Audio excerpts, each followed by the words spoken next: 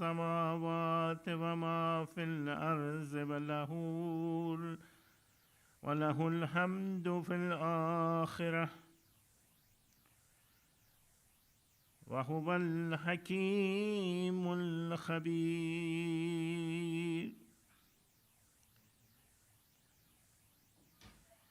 يعلم ما يلج في الأرض وما يخرج منها وما ينزل من السماء وما يعرج فيها وهو الرحيم الغفور. وقال الذين كفروا لا تأتينا الساعة قل بلى وربي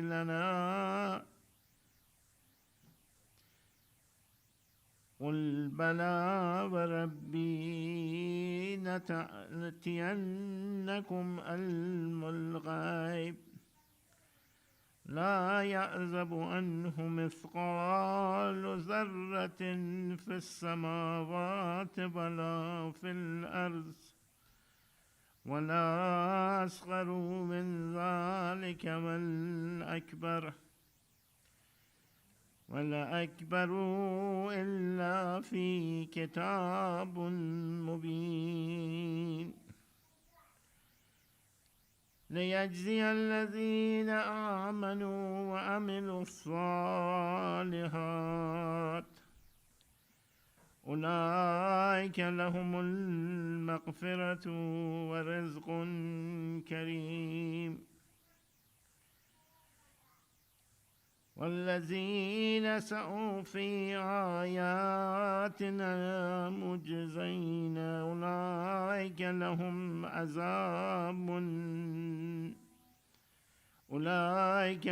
عذاب من رجز أليم. ويرى الذين أوتوا العلم الذي أنزل إليك من ربك هو الحق ويهدي إلى صراط العزيز الحميد. وقال الذين كفروا هل ندلكم على رجل ينباكم إذا مزقتم كل ممزاق إنكم لفي خلق جديد. صدق الله العلي العظيم. اللهم صل على محمد وآل محمد وعجل فرجه. بسم الله الرحمن الرحيم. الحمد لله رب العالمين وشكرا لله والسلام على المرسلين وكفى بالله وكيلا ولا حول ولا قوة إلا بالله العلي العظيم. Today we are almost concluding the second day of Muharram. This is the day that Imam Hussein and his caravan have entered the land of Karbala, and they are setting their khayma and they are setting their mahfil down.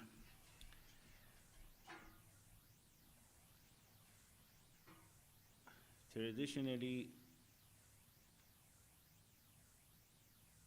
the question is why we commemorate this Az-Zahra 1400 years almost after Karbala.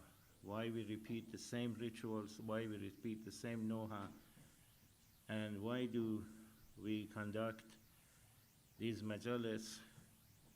And a lot of non-Muslims and even people who are born Muslims question that why we do this majalis. But the main question is not that. The main question is why not? Should take the opposite side. Is that, first of all, Imam Hussein was the grandson of Prophet, and the way he was slaughtered in land of Karbala, and the way he stood to the tyranny of Yazid and his group was a grand act that he, for 1400 years, is teaching the world that you can stand up for your right and you don't have to be under tyranny of a group of people who want to force themselves on the ummah. Second thing is that since we are Shia of Imam Zamanana, we come here to show our grief and also say condolences to Imam Zamanana and the musibat of his jad. Every Imam that we have, including Imam Ali alayhi salam, all the way to Imam Hujjah, they one way or the other, they got martyred. Why?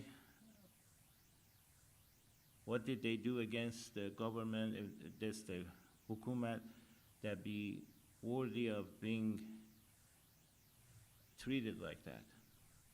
And every one of them, as we believe that they are Masoom and their Imam, they knew that they are where they're going and what is going to happen to them. And starting from Amir al-Mu'mineen alayhi salam, he knew that he's going to the Masjid al-Kufa and he's going to get shahadat. But he went there and he could not wait because he believed in Allah subhanahu wa ta'ala, and he went there to the masjid to get stricken by the Ibn Murjam knowingly, and knowing that that night is the last night of his life, or getting closer to move to the other world. So what do we do, as Maulana last night was trying to say, is that we raise these children in the way of Allah, and we are teaching them our tradition, our way of practicing our religion. And it's important that a lot of times we go a step further than bringing them to this majalis and let them play with the phone or play in the masjid, because at the same time we want to make them interested. So how do we do that? How do we play our role, and how do we prepare ourselves for Imam Hujjah? Because if we always say, Ajalallah ta'ala farajah, we ask Imam Zaman to come sooner, but are we prepared for that? How do we prepare the next generation? So we also need to go a step further and teach them the true meaning of being a muntazar for Imam Mahdi, and prepare them for being a true believer and true follower of Shia and Shia religion. And inshallah they continue our path and our ways, because we all one day we're going to pass and go to the other world. But are we prepared, and what we are doing to prepare them for being a follower of Rasulullah, a follower of Amir al-Mu'mineen, and continue the fight of Imam Hussein alayhi salam. So inshallah, it's an important fact that we should always be open to learn new things, learn the new ways to, first of all, teach ourselves, and then teach the children to follow us, inshallah, in this path. Salawat ala Muhammad wa ala Muhammad. Allahumma salli ala Muhammad wa ala Muhammad.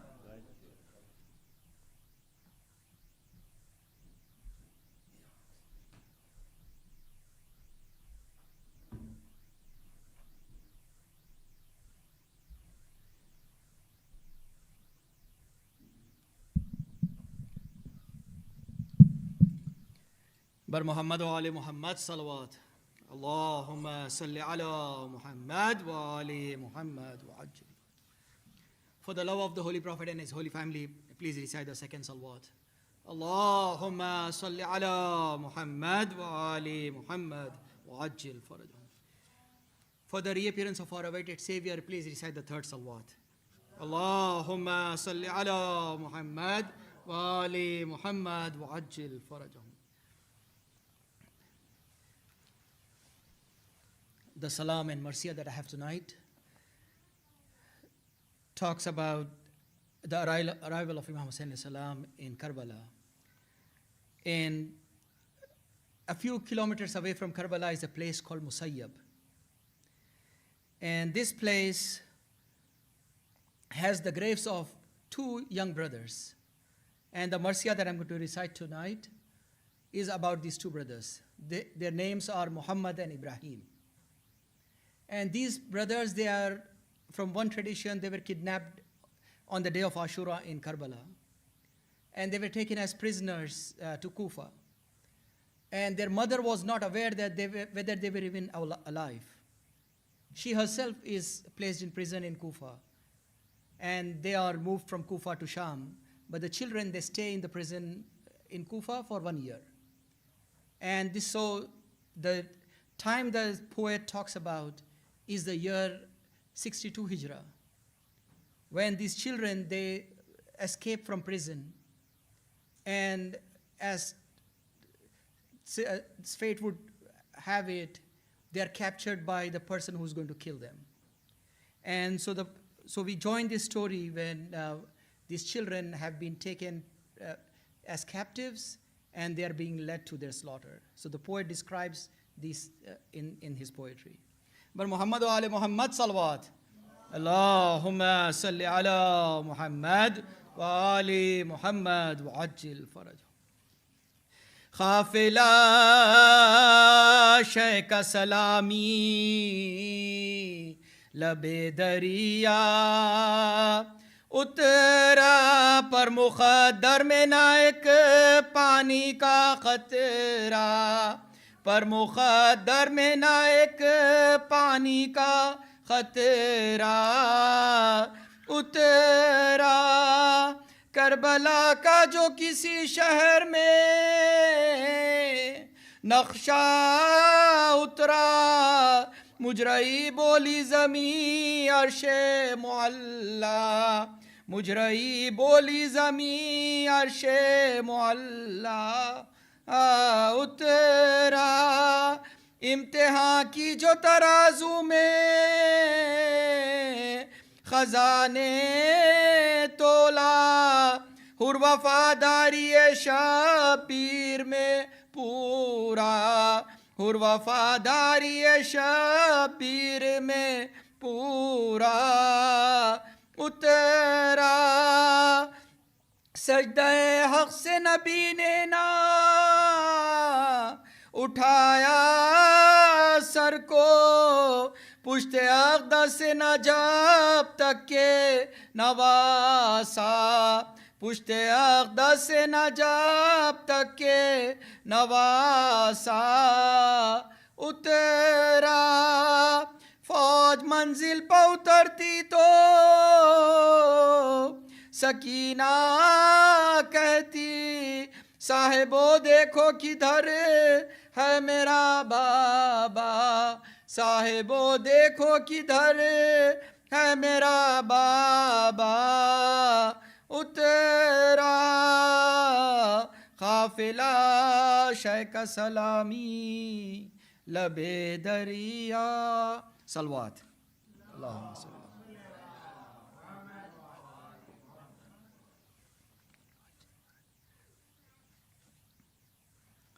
Pradesh میں مسلم کے یتیموں پر جفا ہے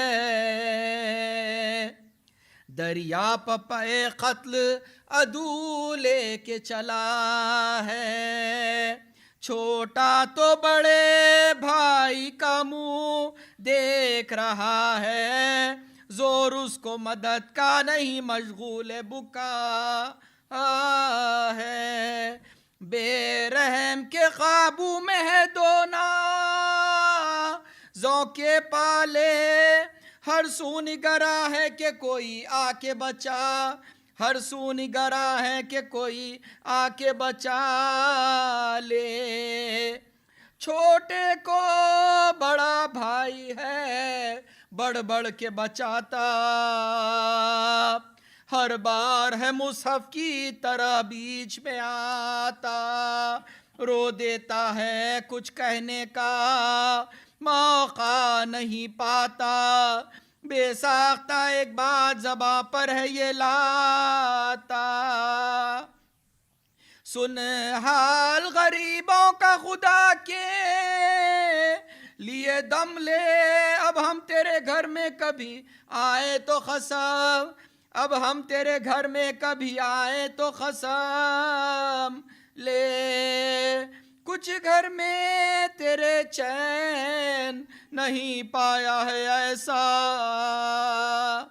توڑا ہے فقط پانی سے فاقہ کئی دن کا خود آئے نہیں کی تیری زوجہ نے تمنا حجرے میں نمازیں ہی پڑھی اور کیا کیا ہم بچے ہیں تو اپنی بزرگی پر عمل کر تقصیر جو کچھ ہم سے ہوئی ہو وہ بہل تقصیر جو کچھ ہم سے ہوئی ہو وہ بہل کر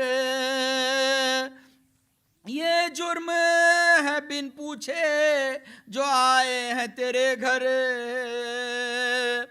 حجرے میں رہے شب کو بھی بیدار برابر کرتے پھٹے گیسو کھچے سیلی لگی ہم پر تکلیف بہت دے چکا اب چھوڑ ستم گر جنگل میں کہیں بیٹھ کے ہم رویں گے ظالم منہ کر کے تیرے گھر کو ناب سوئیں گے منہ کر کے تیرے گھر کو ناب سوئیں گے ظالم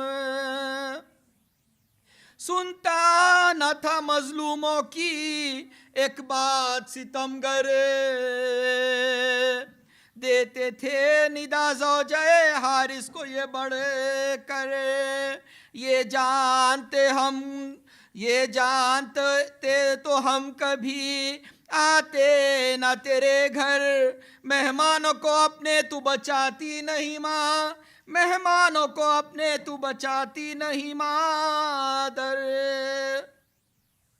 چھڑوا دے کے پکڑے ہوئے زلفوں کو عدو ہے اماں نہیں بابا نہیں جو کچھ ہے سو تو اماں نہیں بابا نہیں جو کچھ ہے سو تو ہے بالوں کو بکھیرے ہوئے وہ مومنہ تھی ساتھ مظلوموں کو ظالم سے چھڑاتی تھی وہ خوش ذات کہتی تھی خدا کے لیے کیا کرتا ہے بدذات گئے پاؤں پر سر رکھتی تھی گئے باندھتی تھی ہاتھ بس کے زمین اب تو ہلی جاتی ہے ظالم زہرا مجھے سر ننگے نظر آتی ہے زہرا مجھے سر ننگے نظر آتی ہے ظالم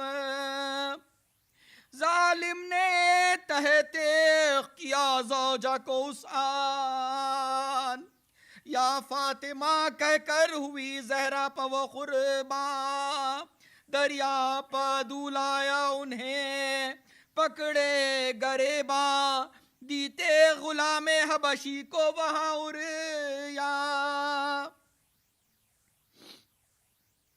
غصے سے کہا دونوں کو انگلی سے دکھا کر ہاں کاٹ لے سر ان کے کنارے پہ تو جا ہاں کاٹ لے سر ان کے کنارے پہ تو جا کر تلوار کو چمکا کے بڑا وہ حبشیہ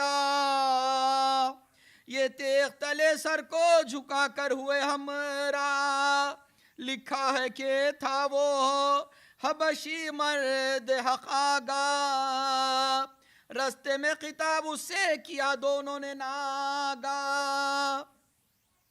ہم شکل بلال شہ لولاک کا تو ہے، سچ کہہ کے پیمبر کا محب ہے کہ عدو، سچ کہہ کے پیمبر کا محب ہے کہ عدو ہے، فرزند کو دی ہاری سے ملون نے تلوار، اور بولا کہ سر کاٹ لے ان دونوں کا ایک بار، وہ بولا کہ مجھ سے یہ نہیں ہوئے گا زنہار، یہ تو ہی ہے بدبخت سیاہ روح جفاکار، حارث تو پسر کس کا شقی ہے، ازلی ہے ماں فاطمہ ہے مومنوں کی باپ علی، ماں فاطمہ ہے مومنوں کی باپ علی ہے، تو کور ہے ظالم نظر آئے تجھے کیوں کر، لے دیکھ نبی روتے ہیں دریا پہ کھلے سر، یہ سن کے اٹھا ہاری سے ملون و ستمگر، ظالم نے کہا مجھ کو نہیں خوف و پیا، ظالم نے کہا مجھ کو نہیں خوف پیمبر، ایک تیغ تلے دونوں برادر کو بٹھا کر، سر کاٹا بڑے بھائی کا چھوٹے کو دکھا، سر کاٹا بڑے بھائی کا چھوٹے کو دکھا کر، سر پاس رکھا لاش کو دریا میں بہایا، بھائی کے گلے کا جو لہو خاک پہ پایا، الفت سے برادر کا لہو جوش میں آیا، تب جوڑ کے ہاتھ اپنے یہ قاتل کو سنا یا پوچھوں یہ لہو کرتے سے تلوار، جھکا دے لوٹوں بڑے بھائی کے لہو میں جو رضا، لوٹوں بڑے بھائی کے لہو میں جو رضا دے، وہ بولا کہ ہو شوق سے غلطہ مجھے کیا ڈر، بھائی کے لہو میں وہ لگا لوٹنے گرے کر، کہتا تھا بڑے بھائی کہاں ڈھونڈے برادر، تم تو ابھی بیٹھے ہوئے تھے میرے برا، تم تو ابھی بیٹھے ہوئے تھے میرے برابر، کس نے ہے نصیب ایسے الٹتے ہوئے دیکھا، بھائی نے گلا بھائی کا کٹتے ہوئے دے، بھائی نے گلا بھائی کا کٹتے ہوئے دیکھا، صلوات اللہم صلی علی محمد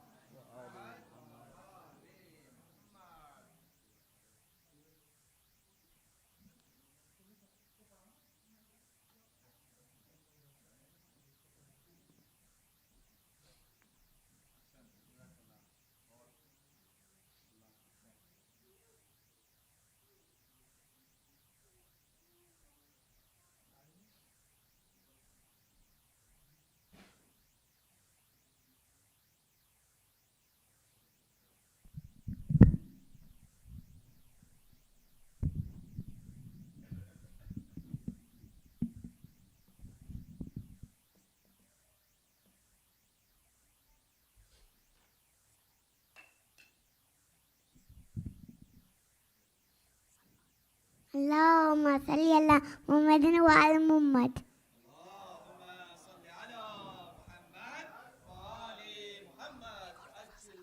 اللهم صل على محمد وعلى محمد.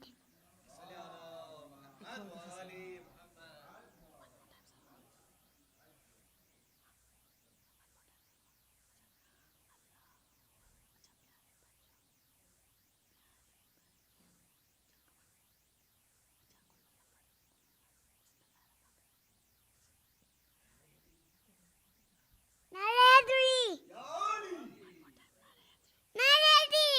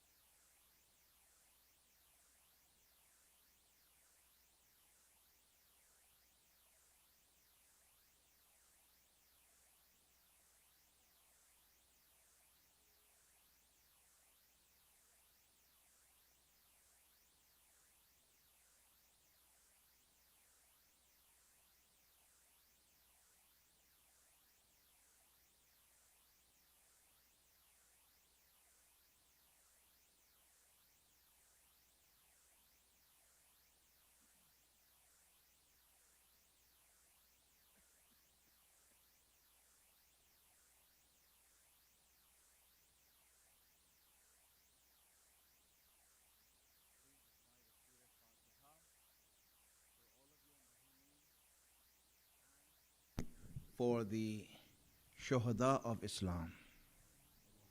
Bismillah.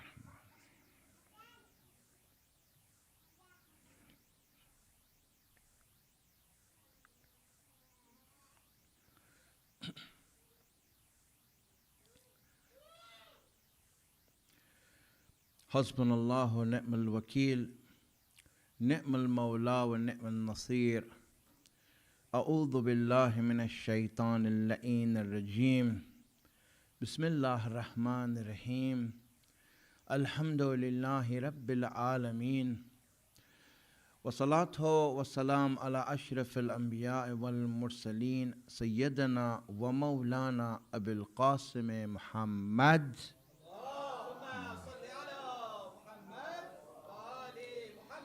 وعلى آله الطيبين الطاهرين المعصومين سيما بقية الله الأعظم روحي وأرواح العالمين له الفداء رب اشرح لي صدري ويسر لي أمري واحلل عقدة من لساني يفقه قولي. The subject that began yesterday was the beauty of our faith and recognizing that beauty, and after recognizing it and seeing the attraction of our iman, enjoying it, getting gratification from it. Now this attraction of iman and this enjoyment of our faith is not something that's acquired. You can't earn it. You can't go there and try to get it. This is something that's God-given. It's given by Allah. Some things in this life you can earn and you can work hard for. But some things come only if Allah gives it to you. You can't go and earn it. For example, ilm and knowledge is something that you go and acquire. You struggle for it, strive for it, and work hard, read, go to classes, and then you see that you get knowledge. But wisdom and hikmat cannot be acquired. That has to be given by Allah. Allah gives you hikmat and wisdom. So a person can have all the knowledge he wants, but in hikmat he might be zero. You might have seen a lot of people, for example, are very knowledgeable, but when it comes to being wise and knowing what is right and wrong and deciphering between right and wrong, they're like zero. And you wonder, oh, you have all this knowledge. What happened? Well, you have the knowledge, but you don't have wisdom. That's why you see, again, like for example, you can have and acquire education. You can go and learn something and become whatever field that you're learning. For example, you can become a doctor, you can be an engineer, you can strive for it. But intellect is not something that you can strive for. Being intelligent is not something you can strive for. So you can be educated and dumb at the same time. Being educated doesn't mean that you're intelligent. Intelligence is a whole different thing. Being an intelligent person, having aql, is a whole different thing. That comes from Allah. That's different. Ilm, yes, is different. And that's why you see many people who are very learned, but they don't know the difference between God and a stone. So what made you smart? This doesn't show intelligence. And that's the reason why when we are talking about this subject here about recognizing the beauty of Islam and being attracted by it is something that's God-given. Yes, we can do something to create an environment where we can get it, that Allah can give it to us. But a lot of times you see many people, they're not happy with their religion. They're not happy with prayers. They're not happy with, trying to abstain from haram. Allah said, don't do this, but, they just can't. Why? Because they just don't like it. Why don't they like it? Why didn't they acquire it? They have been Muslims all their life. They have been Shia all their life. Why is it that they're having a hard time? Because they haven't created the environment in themselves that Allah can give it to them. I will mention this a little bit more. But Allah says, even He attributes this to Himself. He says, وَحَبَّبَ إِلَيْكُمُ الْإِيمَانِ I made Iman beloved for you. I made it beloved, not you. You didn't earn it. You didn't acquire it. It's Allah who made it beautiful for you. وَزَيَّنَهُ فِي قُلُوبِكُمْ And He made it beautiful in your heart. Imam Ja'far as-Sadiq alayhi salam, in the tafsir of this ayat. And what is this ayat? In Hujurat, I read you that that Allah is the one who made Iman beloved for you. Meaning you started loving Iman because of Allah. Allah put it in your heart. So it's not something that you can say, oh, I made myself like that. It is Allah who made you like this. So in the tafsir of this ayat, Imam Sadiq says that this Iman Allah is talking about is Amir al-Mu'mineen, Imam Ali alayhi salam.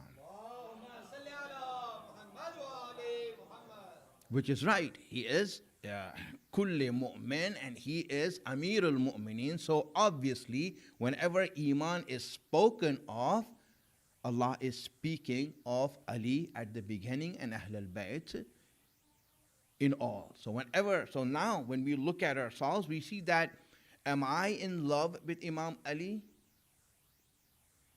So if I am in love with Imam Ali, and if Imam Ali has this place in my heart, and if Imam Ali has this sort of awe and this huge place in my life, then where did this come from? Did you work for it? Do you think that you, because you're so good, that you made this happen in your heart? No, Allah says, Habbaba ilaykumul iman. Allah made Ali beloved for you. Allah put Ali in your heart. This love that you have is from Imam Ali. And my friends, it's very, yes, it's, Imam Ali is lovable. Ahlul Bayt are lovable. Why? Now we come to ourselves, we see that, okay, you know what? You got this love for Imam Ali in your heart. Why is it that your children might not have the same appeal? What happened there? That your children don't have the same appeal. And I know because, I've been around here. And I've seen life in America for the last 50 years. So as a child also growing up here, why is it that when we look at this, we see that we have a lot of people, they bring this from Pakistan and India, this love and this sort of attachment to Imam Ali. Why is it that here we can't transfer that to our children? This is something that we want to talk about in these days. And inshallah, this will help you a lot. But today I'll just mention one thing and move forward. This person had the same problem. He loved Imam Ali, but his son didn't care for him. His son didn't care for him. He wouldn't get the same excitement when you talk about Imam Ali. He wouldn't get the same excitement. He'll be like, whatever. So what happened is that the person wanted for his son to get to know Imam Ali. Why is it that he's not doing this? So what happened is that this person came to Imam Ali and he said, Mullah, I have a son and he's, I want him to love you. I want him to know you and be attached to you. But he just doesn't get on the boat, and he's not doing this. So Imam Ali says, all right, bring him to me. Bring him to me. So this person went and brought his son to meet Imam Ali personally. Now Imam Ali obviously was with other people, and whenever Imam Ali used to sit down, there'll be many people who come. He was the leader of the Muslims, and so he was busy, so he was taking care of others.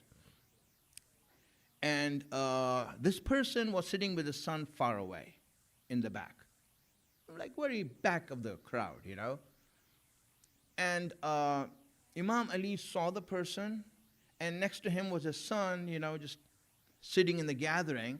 And he saw his son, and he just looked at him. Their eyes met each other. Imam Ali just looked at him. And then as the rush started going away, the person came forward and he says, Mullah, I have my son here. If you can speak to him and say something, Imam Ali says, there's no need for that. But say something, that he can hear you and know. There's no need for that. Just go home now. Your job is done. Your job is done. This person goes home with his son, and it's dinner time. And, the family's getting ready for dinner, putting things on the table. He sees that his son is by the window looking outside. He asks his son, come. What happened? Come over here. And his son just looks at him and says, Father, who is that person who looked into my soul and made me fall in love with him? My friends, one look from Imam Ali makes you fall in love with him. He is that good. He is that beautiful. So when it says, for us to fall in love, sometimes we are the problem, not Imam Ali. Sometimes we are the problem, that our children do not see Imam Ali as he is. Salawat ala Muhammad wa ala Muhammad. So this love of Iman, this Iman that is there, this is from Allah. It's a gift from Allah. Imams have said that this is a special gift Allah gives to believers.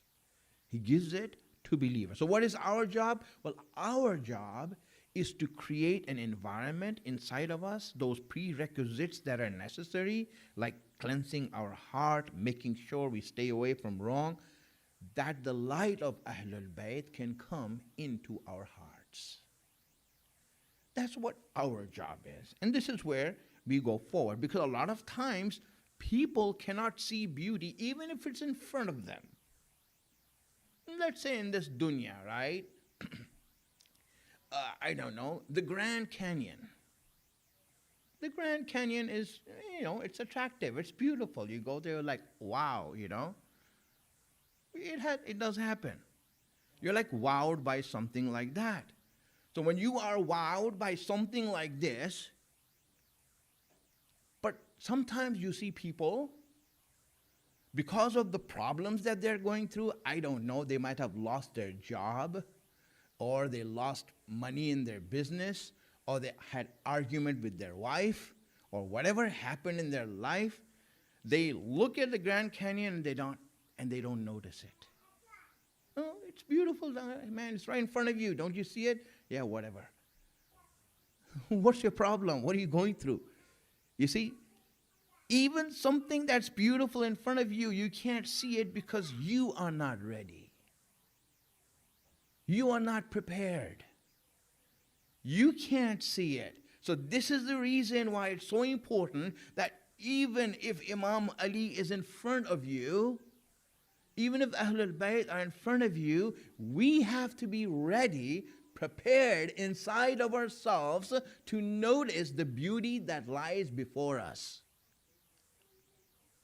If you don't have that, if you have your own problems in your mind, if you're going through difficulties or something is happening, then even if Imam is in front of you, you won't notice it. Go for ziyarat and see. Ziyarat, Imam is right there. How many people are distracted in ziyarat, talking about vain things? Oh, Imam is here in front of you. Don't you notice it? Don't you see the beauty? A lot of times, this is what happens. People don't notice. They're so distracted, Yes, but, this is not the hotel they promised. Like, what? Are you kidding me? Is that your worry right now?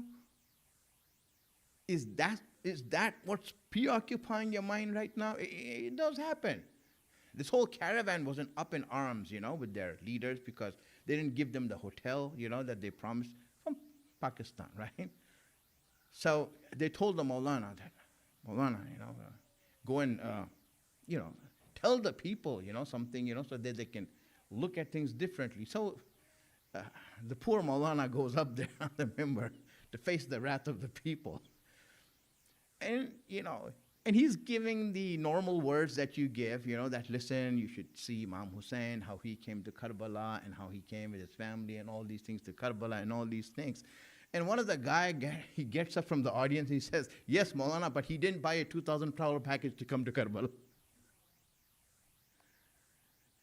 And this is what people, I said, brother, you are here, Imam Hussein is right here, and you're thinking you paid $2,000 for a package? What is wrong with you? But this is what happens. We are not ready. When you go to Karbala, you see how many people are not ready. They're not ready. I've seen it. A lot of people, they go to Karbala for the first time, and they're like, as they are walking towards the Haram, they see all the sign, these flags and, parcham and all of these things. And, one guy just started to buy all these things and all these things. After 2 days that the group is there, he says to me, man, I need some time to go to the Haram. I haven't gone to the, yeah. He did all his shopping, but he hasn't gone to the Haram. What is wrong with you that you're not, really? This is what happens. A lot of us, we don't see the beauty of deen, even though it's in front of us, because we have our own problems. We have our own issues that we have to deal with. And that is something that we want to make sure that we don't make the mistake. It will be very unfortunate that if the Imam comes and we are not ready for him. How bad would that be? If you hear on your social media that the Imam is here and you're not ready for him, for whatever reason. You see, all of these reasons that will stop you are the reasons that you want to eradicate from yourself to see the beauty of Islam, the beauty of deen. You won't see it until you eradicate these things from your heart. Why didn't the people of Kufa not defend Imam Hussein and not be truthful to the oath that they took? 16,000 people wrote letters to Imam Hussein saying that we will support you, we will help you. What happened? That these people, with all the words and all the promises they made, they backed down. History is there for you to read. The men came out to support Muslim ibn Aqil. They all came out, right? They all came out and said, we are with you, and the whole crowd gathered. It was such a huge crowd. Big crowd. And in the duration of the day, by Maghrib time, it was finished. They were all gone. And Muslim is looking left and right and saying, where did you all go? He had no clue what's going on. These people just left him, abandoned him. What happened? It was said that, their families would come and say, listen, there are many people here. They don't need you. We need you. We are your family. Who's going to provide for us? Come back. And he's like, well, yeah, you're true about that. There are many people here. They're enough to defend Imam Hussein. Let me go back home. And everyone made the same decision. Let me go back home. There are enough people there. We shouldn't be thinking that if we see millions of people in Karbala and Arbain, oh, there's so many people here. Imam Hussein doesn't need me. I have things to do. You see, these are things, reasons that we need to eradicate ourselves. It's not easy, but inshallah we will go through that these days. How do you eradicate these sort of things from yourself to see the beauty of Imam Hussein, to see the light, to be just mesmerized by him? Send the salawats.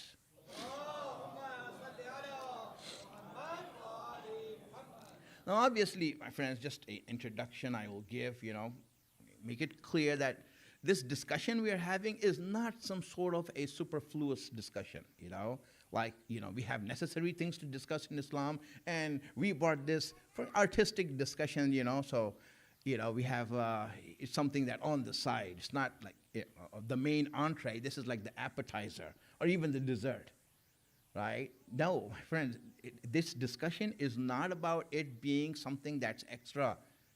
This discussion of the beauty of Islam is, in essence, our faith and our protection of our faith. If you do not follow this subject and know this subject well, you will see that there's no way for you to protect your deen. You cannot protect your deen. You won't be able to. And inshallah, I'll bring some ayat and all that, inshallah, and we'll go through that. Send a salawat, please.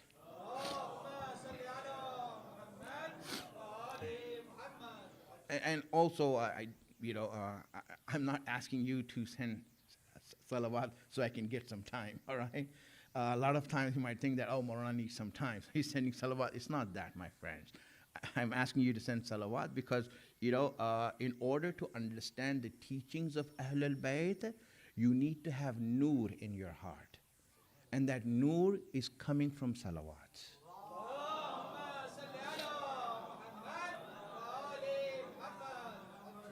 This makes our...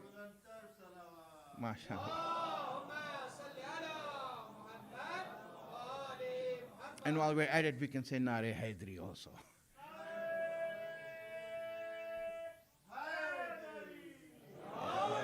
Sant. So now, as we are discussing this, I don't want you to think this is the case, because really we need this to understand. We need nur to understand these teachings. And what I'm going through will be a little bit in depth, but I said, I will challenge the crowd to be with me so that you can truly understand how deen works, how the mechanism of deen that Allah has sent through Ahlul Bayt actually works. It's not something accidental. It's not something that's happening just because it happens. No, there is logic behind it. There is mechanism behind it. Everything we do, from, for example, prayers to matam, everything has a beauty behind it. That when you actually start paying attention, then you get mesmerized. You fall in love. That's what happens. So inshallah, let us do that. One of the things is this, as we looking at this discussion, you have to understand that shaitan, his whole goal is to make dunya attractive. And dunya is attractive. If dunya was not attractive, if dunya was ugly, no one would be running after it. I mean, you don't hear people say, when you ask them, you're working hard, man, in your life. What are you working for? Well, I'm working to get poor. You don't hear them say that, right? Really, my goal is poverty. Yes. This is not something what you do things for. You're doing this whatever you're running, whatever efforts you're making is because there is attraction in this dunya. Because it is made to look like that. For example, if you ask someone, like for example, why are you getting married for?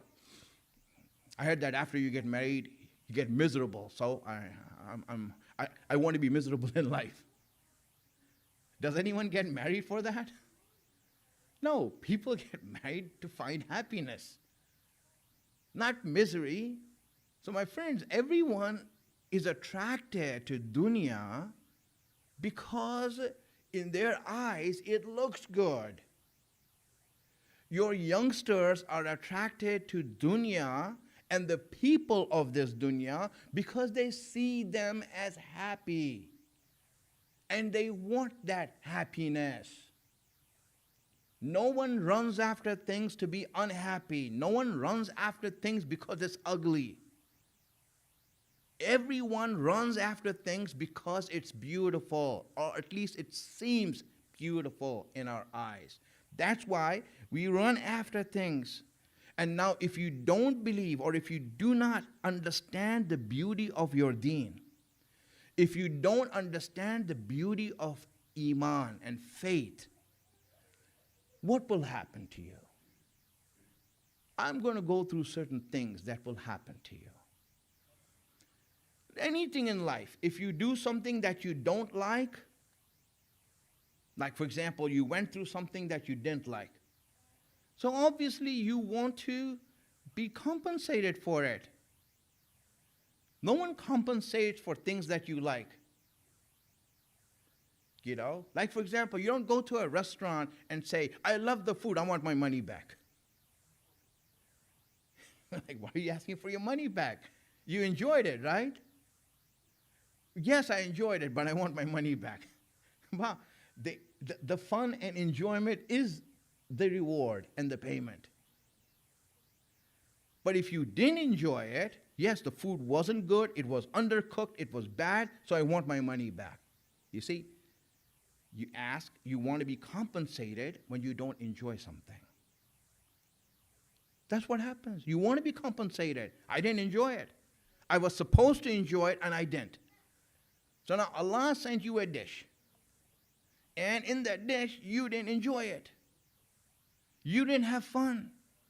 So now obviously, if you didn't have fun and if you didn't enjoy what you were doing, so you will say, Allah, now I, did something I didn't like. I sacrificed for you. So I want to be compensated now. So now when you feel that you want to be compensated and you don't get that compensation, if you don't get anything in return, because Allah hasn't given you anything in return, right? For the prayers you have done.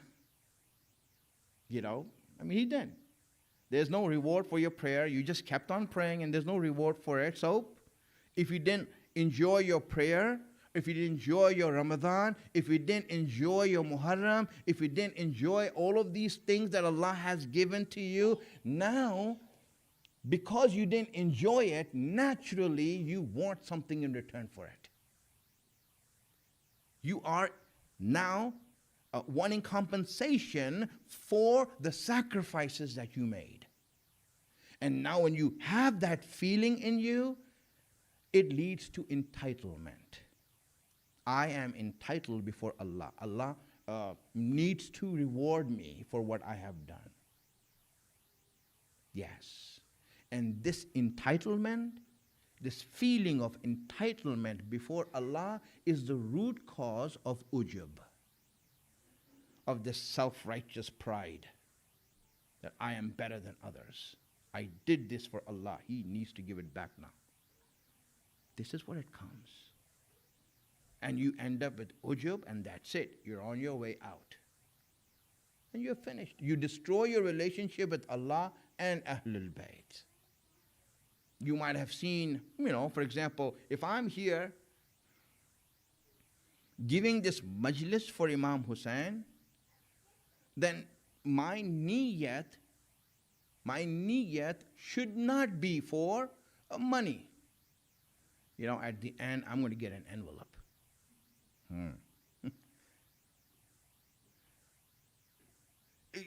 and if I do make the niyyah that, listen, or sometimes I might go further than that and say, listen, this is how much I charge for the majlis, right?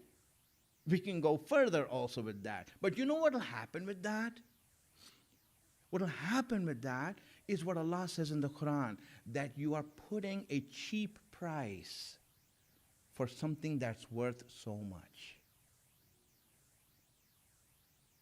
How much do I charge? I charge this much. You're not being great by that. You're charging a very small price. You know Allah is ready to pay you so much more.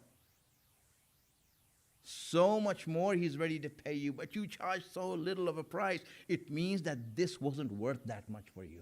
This majlis wasn't worth that much for you, that you charge $1,000 a majlis, $5,000 a majlis. It's like, okay, that's it? That's how much the majlis is worth for you? Really? My friend, this is something so valuable that there's no price here. There's no price for this here. Can you see that we have the opportunity from Allah that we can talk about Ahlul Bayt? This is something beautiful. This is really, if a person recognizes this, I want to read it, Noha. I don't want anything from you all for this. I want to do it for Bibi Fatima. My reward is with her. She will give the ajr for me. Anything like that, my friends. This is why needing to recognize things as they are, the beauty that it is necessary for us. Salawat ala Muhammad wa ala Muhammad.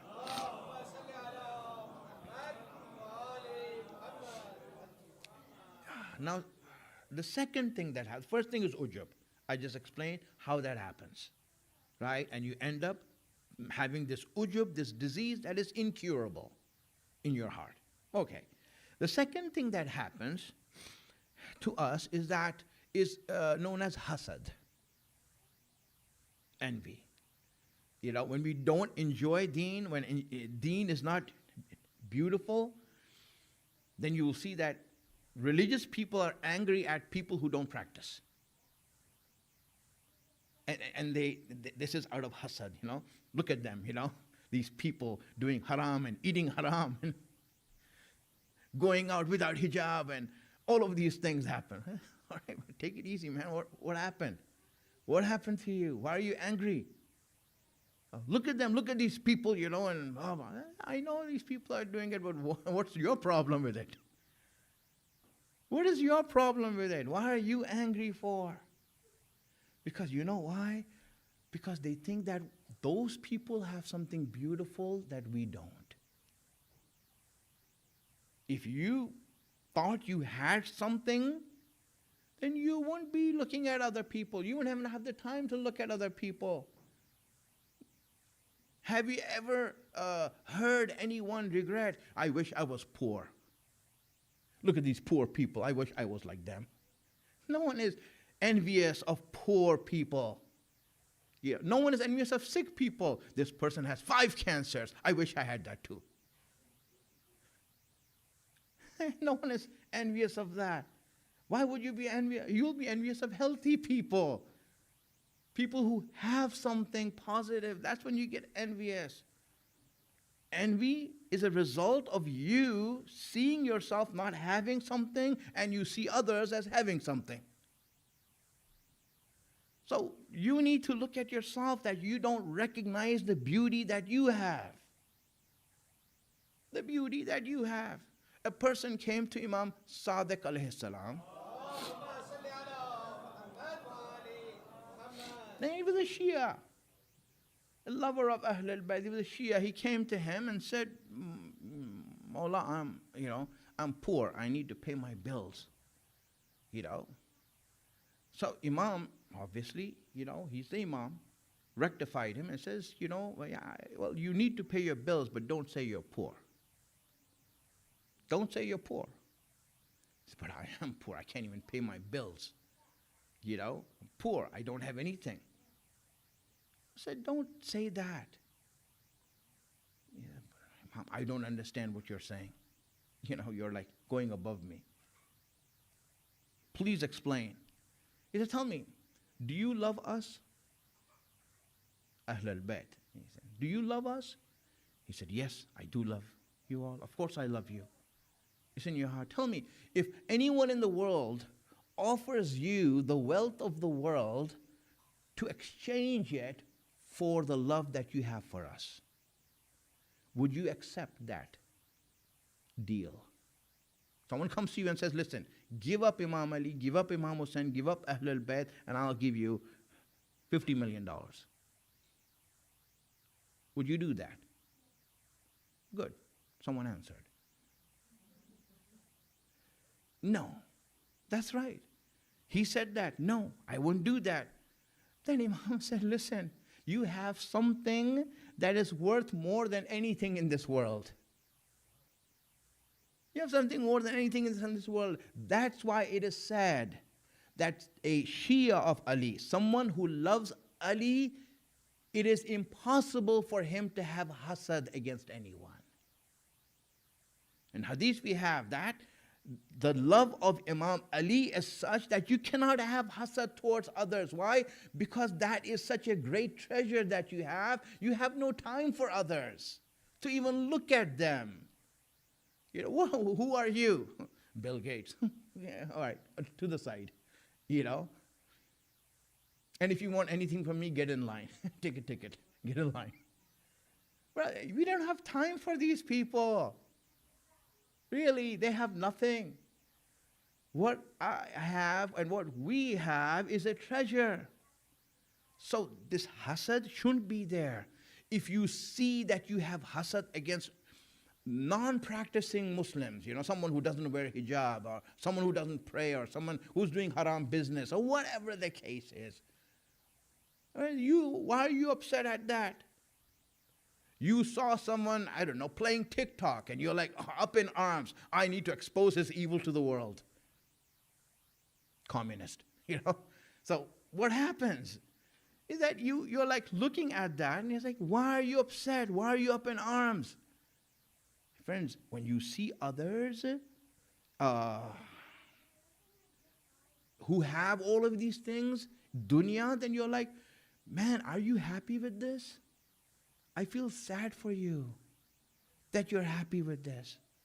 I'll give some examples, you know, that I would apologize, you know, in front, you know, because those examples are a little bit rude and a bit forward, but it'll come, inshallah. Send the salawats.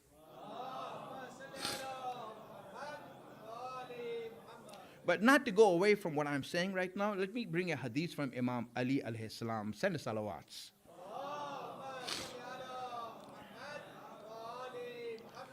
Imam Ali speaks about this characteristic. He says, a person who will ignore the many sins that he has, but will not forgive the one sin that someone else has. Have you seen such a person like that? I mean, he's doing all kinds of sins and guna and disobedience, but then when he sees one sin from anyone, right, that's it. His adalat is on the line. You know, I've seen this person doing that. Bro, look at yourself.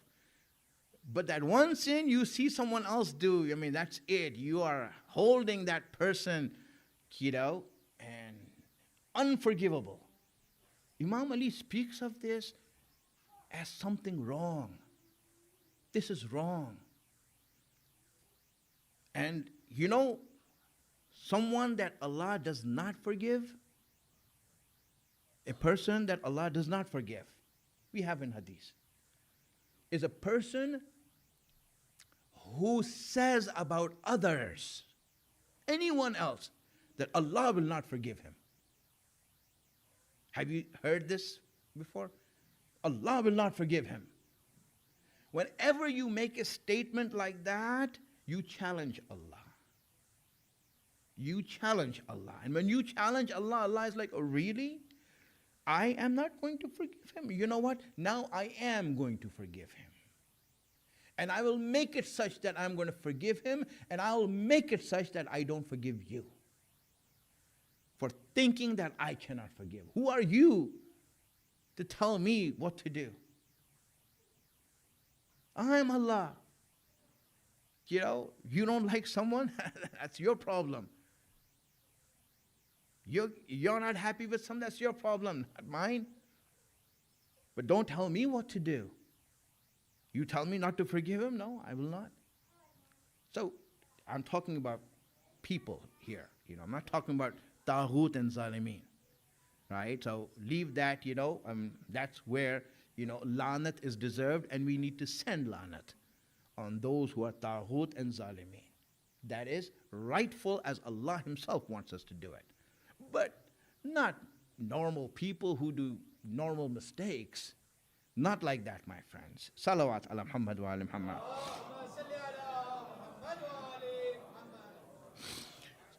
So what we need to understand is that this attraction to Ahlul Bayt, this love of Islam, this enjoyment of deen is from Allah.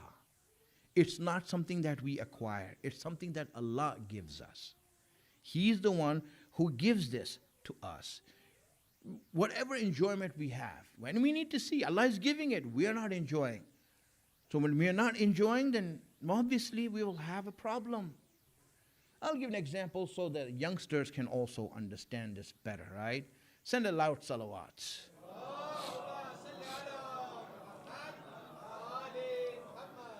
You know, ever had that experience, you know, where you forgot your child's birthday? And you know, on the way home, the wife reminds you, you know it's his birthday, right? And you're like, oh, but all the good stores are closed. So the only store open is the dollar store. So you say, all right, I'll get something for him. And you go to the dollar store and get something plastic from China that makes noise. So now as you bring this home, now you want to make it presentable, so you make it into a good packaging and all that, you know, so it looks good. And then when you reach home, your child is excited because you're the dad and you should remember his birthday, but unfortunately you didn't. So what happens is that you want to give this gift to the child. And child takes it, sees the presentation, wow, it's good, you know. It looks good, you know. Might be something like that. So he takes it opens it up, and obviously finds, you know, a toy from the dollar store that is in Spanish. So, and he looks at that. Now, what do you think his reaction is going to be? What is his reaction? Now, he's a good kid. You taught him akhlaq. You taught him the real adab of Islam. He knows. Very beautiful kid. Now, obviously, you won't say, what kind of gift they say? He won't say that. You know, he will make it easy for you, you know, when you receive a gift. Obviously, he's not excited. Obviously, he's not excited. What's his reaction going to be? Thanks, Dad. It's the thought that counts. Wow, when you hear that from your son, it's the thought that counts. You're like, you know, but obviously, this is not how Allah does it. Now, if Allah wants to give a gift, His gift will be something else. For example, if you come back, I don't know, with an Xbox or something, you know, you bring something that, you know, he likes, even if the packaging is terrible.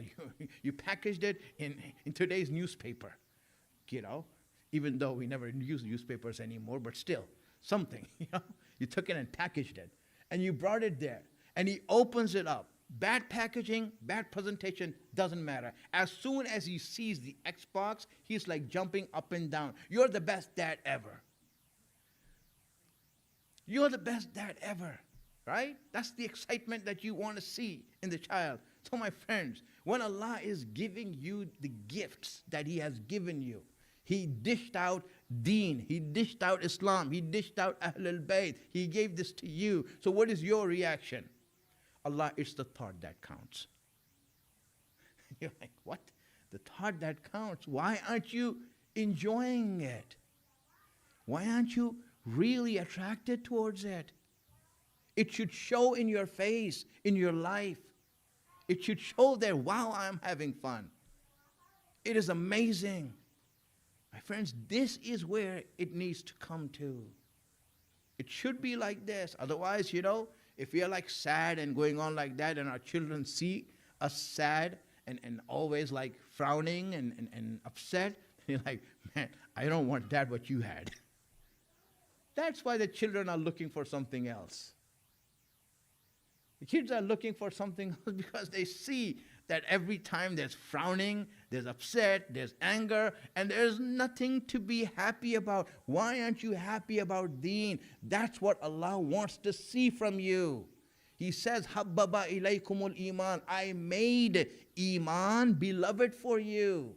وَزَيَّنَهُ فِي قُلُوبِكُمْ. And I've made dunya beautiful for you. I made deen beautiful for you. So why aren't you not enjoying it? This is where we need to go in our thinking. And inshallah we will go in that route and make it better. Send a salawat, please.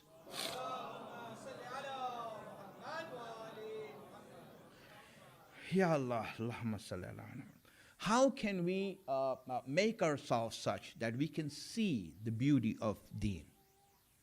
I'll give you one thing right now to start off with. Right? One thing right now so you don't leave here empty-handed. The first thing we need to do in order to see deen as beautiful, Ahlul Bayt as beautiful, and everything else that we do as beautiful, is to see dunya, kufr, and guna as ugly. At least see the ugliness of these things. How hideous is this kufr? How disgusting is guna? See that at least. Try to recognize how bad this is. Don't go for the glamour and the glitter in the front. Look at behind and see the depression that exists. When the world looks at Hollywood, all they see is the stars and the big screen and all of these things. But when you look at their lives, all you see is depression. All you see is people who are addicted to alcohol, hideousness. You are excited about this? About these people? My friends, really, these are things that we need to look beyond and see the ugliness of what's happening. If you don't see the ugliness and of the outcome of dunya, you will end up in depression with a miserable ending. You know what happens? This is why we need to see it as ugly. Guna should be ugly. A person came to Rasulullah sallallahu alaihi wasallam, and he wanted to speak good about someone. He says, that so-and-so kafir is very intelligent. He said, so-and-so kafir, whatever that kafir it was, is very intelligent. And the minute he said that, there was a frown on Rasulullah's face, a look of disgust. He says, what kind of talk are you talking? You even see the ugliness of your statement? How can a kafir be intelligent? If he was intelligent, he would be believing in Allah. He would believe in Tawheed. The fact that he isn't is ugly.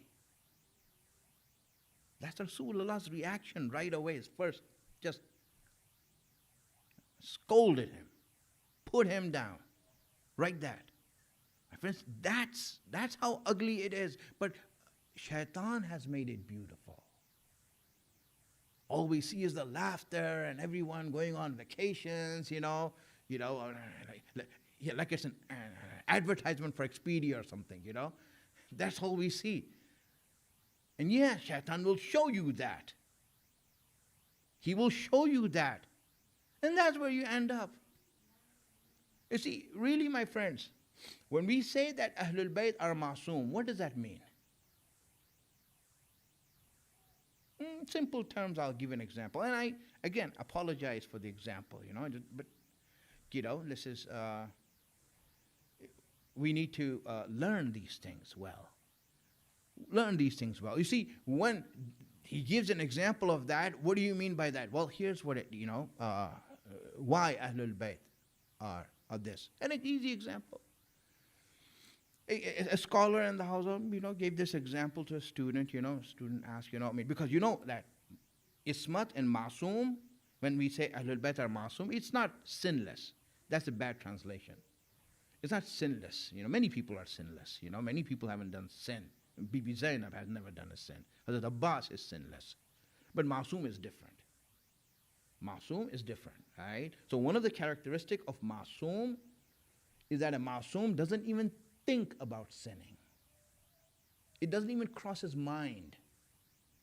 He can see it, that we have in Ziyarah, that you lived around Najasat, but the Najasat never affected you. Read in Ziyarat Warasa. Right? It is that there's Najasat around you, but it hasn't affected you. Why? Because those things that are najas, those things that are sins, won't. So how is that possible? I mean, when you look at something, right? I mean, you're looking at sin, you're looking at kufr, you're looking at people doing haram or whatever. How is it not possible that it comes into your mind? How is it not possible? So, this example, a student asked this teacher in the Hausa, and this teacher said, all right, he said, how old are you? So, whatever age he was, 25 and this and that, All right, old enough to be sensible, right? So, okay, good. He says, okay, 25, whatever it is. He says, tell me, how many times in your life have you gone to the bathroom? He says, I don't know, a lot of times, daily, I've been there to the bathroom. I said, all right, good. And obviously, you did your job there, right? In the bathroom? He says, yes, I did my job there in the bathroom, like everyone else does. He said, okay, good. Tell me, in all those times that you have seen the result of your job, have you ever tried to taste it? Astaghfirullah, no. It's disgusting. Okay, very good. Did it ever cross your mind? Then you answer yourself. Did it ever cross your mind? You're like, no, never did. I said, why not? Tell me why not. Because it's disgusting. It's disgusting. He says, just like your poop is disgusting for you, disobedience to Allah and sins are disgusting to Ahlul Bayt. It is so disgusting in reality that they don't even think about it. They don't even think about doing it. It doesn't even cross their minds. This is where we need to come with this dunya that is trying to attract us. We need to come to that. That's enough for today, my friends. That's it. Let me end this here. La ilaha illallah. Send a salawat.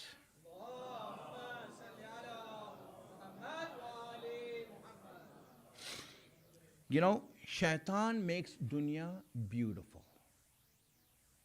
Really. Shaitan makes dunya beautiful.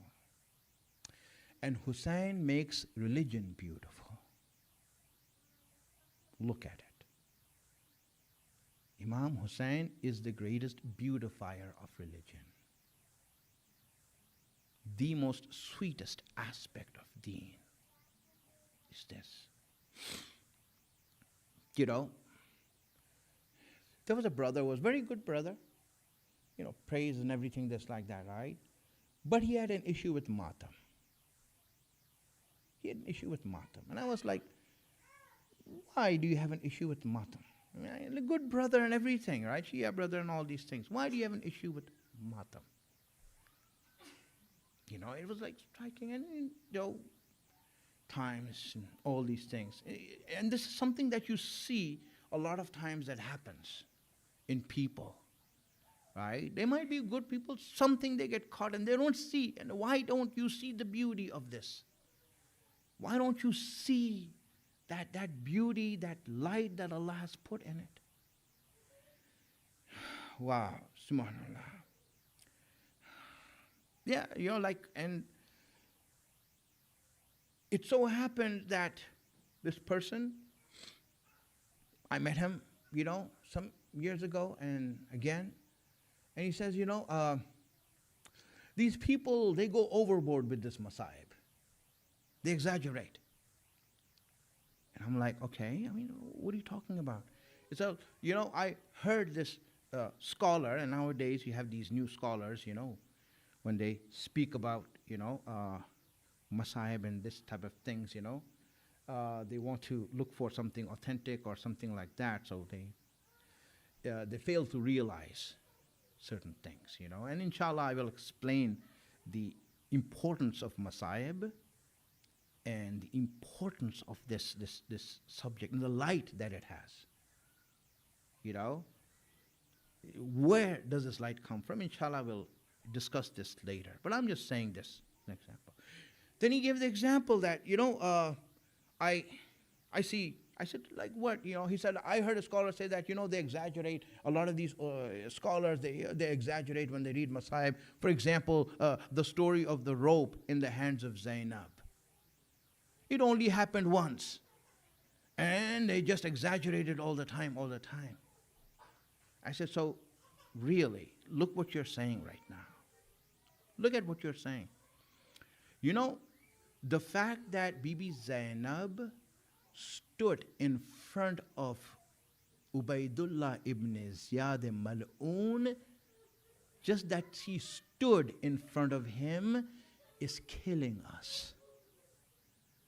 You want to go to the story of the rope? That's far away. You know what's killing us right now? Is the fact that she went there. Are you okay with that? My friends, I asked them to listen, the story of the rope, you say it happened one time. Are you okay with that even happening one time?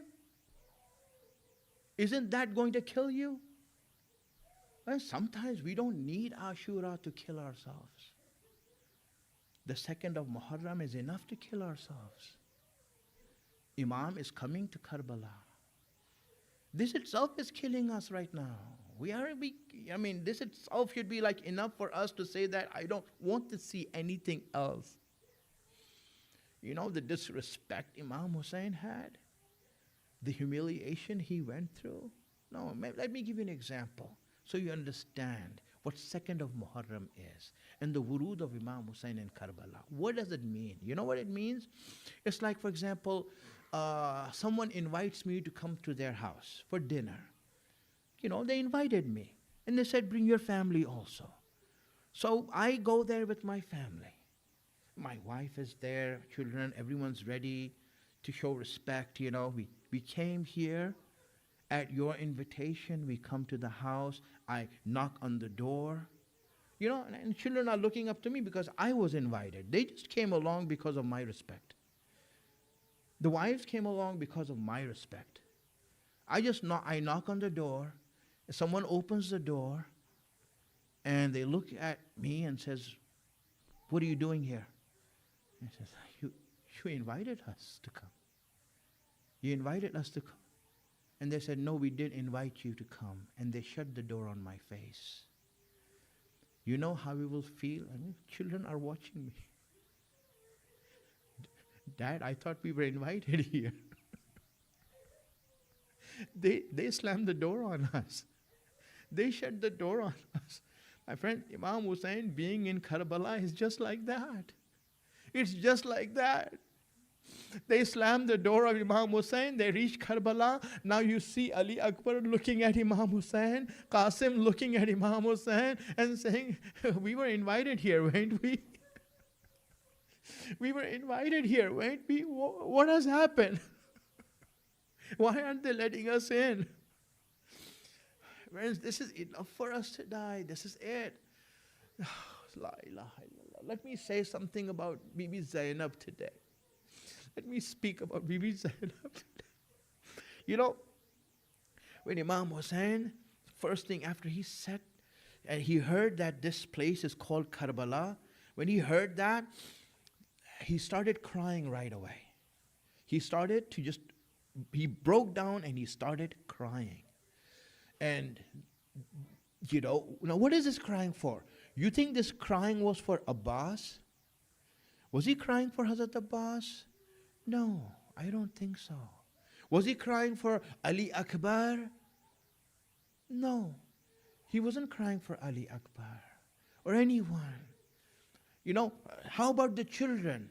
No, he wasn't crying for children because the children had Zainab. Zainab was looking after them. You know who Hussein was crying for? He was crying for my poor Zainab. My poor Zainab, that everyone will be looking to her, but she won't have anyone to even tell her it's okay. La ilaha illallah. Let me say something about Bibi Zainab. Imam Hussein, on the night of Ashura, eve of Ashura, Shab-e Ashura, he told Habib ibn Mazahir, he told him that, Habib, go tell your wife and the wives of other ashab, go tell them that I want them to pack their things and leave. If they stay till tomorrow, they will face a lot of hardships. They will go through difficulties. They will be made to go through humiliation. I don't want them to go through that. Hussein spoke about the wives of companions. He didn't say anything about Bibi Zainab, what she's going to go through. He didn't say anything about Sakina, what she's going to go through. He said that the wives of the ashab, they pack their bags and leave. I don't want them to go through this, what they are going to go through. So, at that point, Habib came to his wife and he gave her the message of Hussein. He said, Hussein has said to pack your things and go, and let the other wives know to pack their things and go. When the wife of Habib heard that, she said, Habib, tell me, why are you here? Tell me, why are you here? What are you doing here? He said, I'm here to defend the son of Fatima. I'm here to defend Hussein, the son of Fatima. You know what she said? She said, then I'm here to defend the daughter of Fatima. I'm here to defend her. Habib went back and gave the message to Hussein. Hussein raised his hands in dua and made dua for these ladies. And you know what happened? When they came to Kufa, when they entered the court of Ubaidullah ibn Ziyad, may Allah reward you. May Allah increase your ajr, my friends. When they came to Kufa and the court of Ubaidullah ibn Ziyad, Kufa was different. You know why it was different? Because everyone knew who Zainab was. Zainab was a princess here. Zainab lived here when Imam Ali was the ruler. She was looked up at by everyone. All the ladies used to look up to her as an example and a role model. And when Zainab was being brought as a prisoner into the court of Kufa, the ladies, Habib's wife told the ladies, get around Zainab, don't let anyone see Zainab. Don't let anyone put their shameless eyes on Zainab. They made a circle around Zainab and she came inside like that. With that respect, she came inside. When she came inside, so when Ubaidullah ibn Ziyad, La'natullah alayhi, when he was looking around, he saw this circle around this one lady. He inquired, who is that lady in the middle of that circle of women? He said that they told him that this is the sister of Hussein. When he heard that this is the sister of Hussein, that's when he started lambasting Zainab and said, Allah has humiliated you. Allah disgraced you. Allah has killed your brother. Allah has done these things to you. He started lambasting her, but the ladies stood around so that no one sees Zainab and Zainab is not known. They were there to protect her iffat. They were there to defend her honor. They were there for that. But Zainab in Sham was completely different. Zainab going to the court of Yazid was different. You know why it was different? Because the ladies were freed in Kufa. All the wives of the Ashab were let go of in Sufa. So when Zainab entered the court of Yazid, no one was there to protect her. No one was there to see.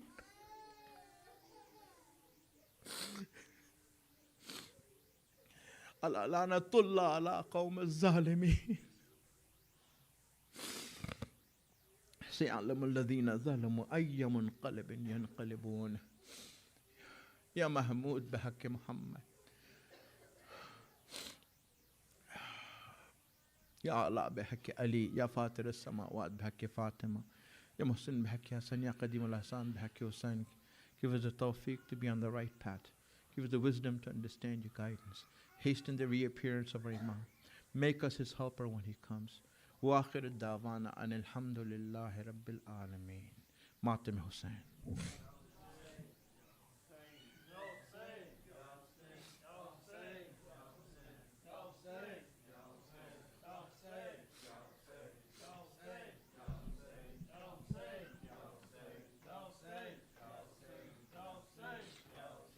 یا حسین دیکھیے آ کر Najaf سے یا علی مشکل کشا رو رہی ہے سیدہ دیکھیے آ کر نجف سے یا علی مشکل کشا رو رہی ہے سیدہ ہو رہا ہے نہر پدو سیدوں کا خاتمہ رو رہی ہے سیدہ حارث ملعون کے قبضے میں ہے دو نونہال مسلم بے پر کے لال حارث ملعون کے قبضے میں ہے دو نونہال مسلم بے پر کے لال گیسوؤں کو کھینچتے لے جا رہا ہے بے حیا رو رہی ہے سیدہ دیکھیے آ کر نجف سے یا علی مشکل کشا رو رہی ہے سیدہ مارتا بھی ہے تماچے بے کسوں کو دم بدم بانی ظلم و ستم گھرکیاں بھی دے رہا ہے دشمن آلے ابا رو رہی ہے سیدہ ہائے دو زانو بٹھا کر کم سینوں کو بدشیم کھینچ کرتے غے ستم ہائے دو زانو بٹھا کر کم سینوں کو بدشیم کھینچ کرتے غے ستم کر دیے ایک وار میں دونوں کے سر تن سے جدا رو رہی ہے سیدہ تیرے اس نوحے سے حلمی کانپ جاتے ہیں ملک تھر تھراتے ہیں فلک مضطرب ہیں مصطفیٰ و مرتضیٰ و مجتبیٰ رو رہی ہے سیدہ دیکھیے آ کر نجف سے یا علی مشکل کشا रो रही है सैयदा या हुसैन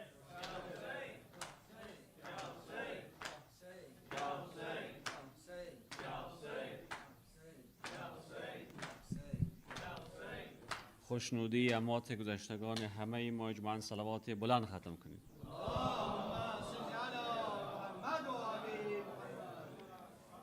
این حسین کیست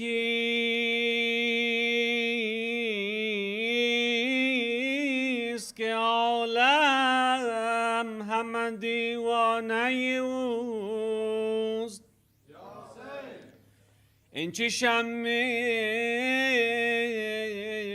که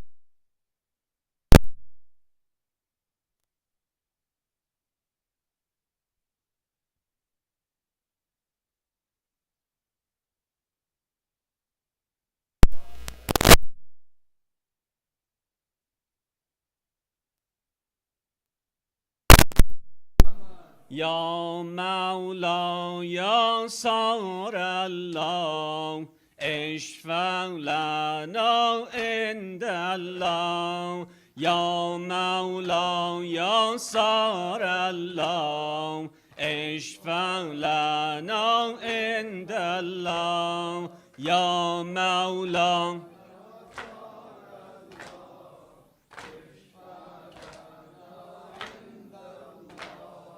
حسین جان حسین جان کربلا شد شاهد یزدایت شد شاهد یزدایت یا مولا یا صار الله اشفع لنا عند الله یا مولا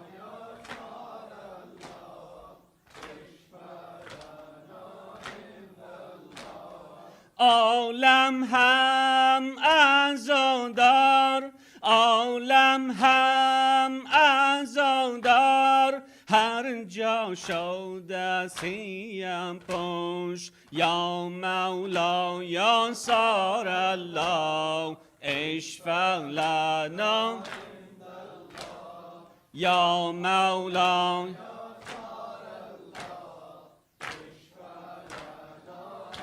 دلان هر طرف غمگینی هر طرف غمگینی به دستان سر فتادن گل باران بین خون به بالا بر فتادن به بالا پر فتاده یا مولا یا صار الله اشفع یا مولا یا دلم جوانم فدا شد جوانم فدا شد که تقدیم بر خدا شد صدایت بر گوشم دیگر است و خاموشم دیگر است و خاموشم یا مولا یا صار الله اشفع یا مولا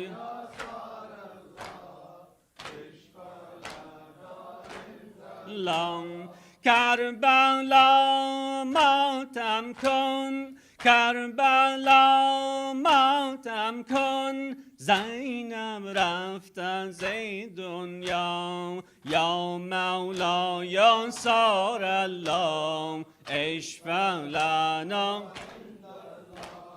یا مولا یا صار الله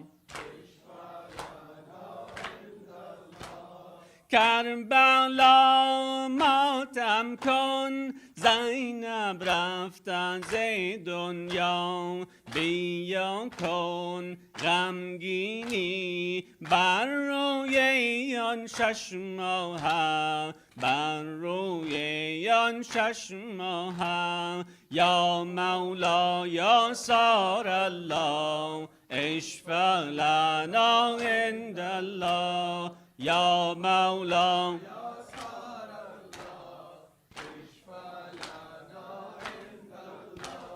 یا مولا یا صار الله بر نیزن حلقومش بر نیزن حلقومش 6 ماه علی اصغر رفتی برادرم بازو سیاه کبود شد بازو سیاه کبود شد یا مولا یا صار الله اشفع لنا عند الله یا مولا یا صار الله اشفع لنا یا حسین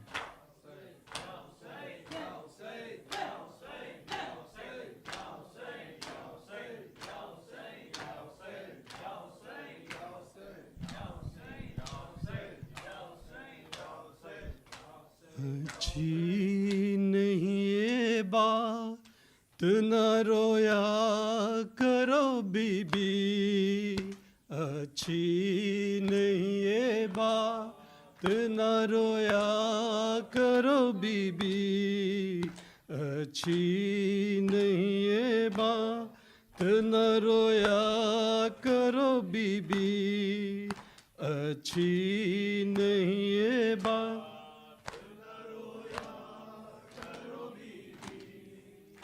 پہلو میں کبھی ماں کے بھی سو یا کرو بی بی پہلو میں کبھی ماں کے بھی سو یا کرو بی بی اچھی نہیں یہ بات نہ رویا اچھی نہیں یہ بات کیا ہوئے کسی شب کو جو ہم گھر میں نہ آئیں تم ہم کو نہ پاؤ تمہیں ہم بھی نہیں پائیں حال یتیموں کا بھی سوچا کرو بی بی پہلو میں کبھی ماں کے بھی سو یا کرو بی بی میں کبھی ماں کے بھی سو یا کر بی بی اچھی نہیں یہ بات نہ رویا کرو بیٹھا کرو کچھ دیر چراغوں کو بجھا کر سمجھا کرو اس خاک کو اے لاڈلی بستر بالی کبھی یوں ہی نہیں پہنا کرو بی بی پہلو میں کبھی ماں کے بھی سو یا کرو بی بی پہلو میں کبھی ماں کے بھی سو یا کرو بی بی اچھی نہیں یہ بات نہ رویا کرو بی بی اچھی نہیں یہ بات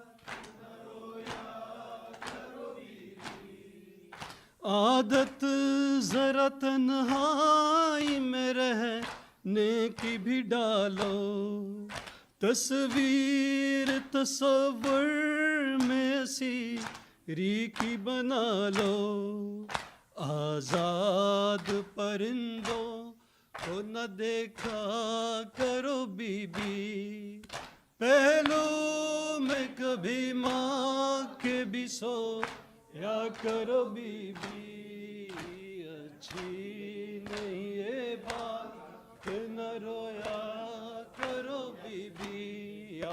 حسین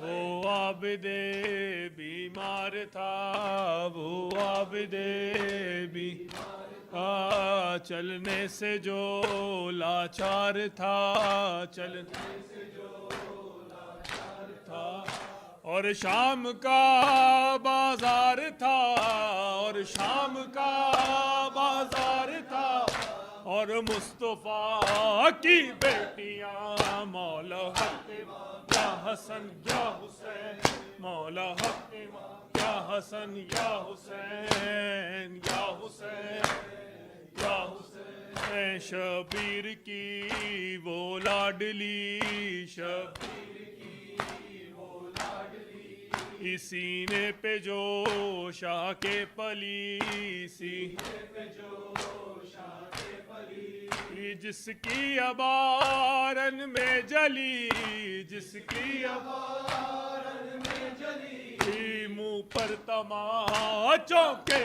نشان، مولا حق یا حسن یا حسین، مولا حق امام یا حسن یا حسین، یا حسین یا حسین یا حسین یا حسین۔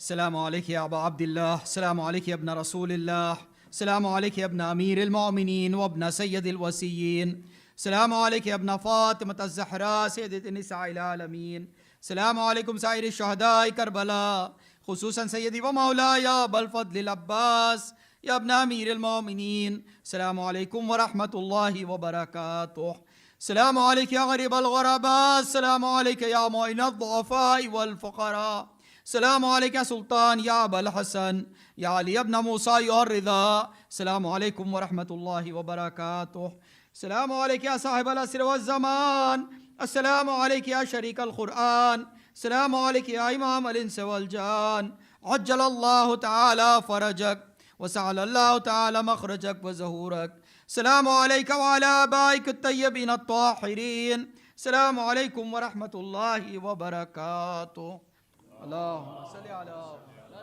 نعرہ حیدری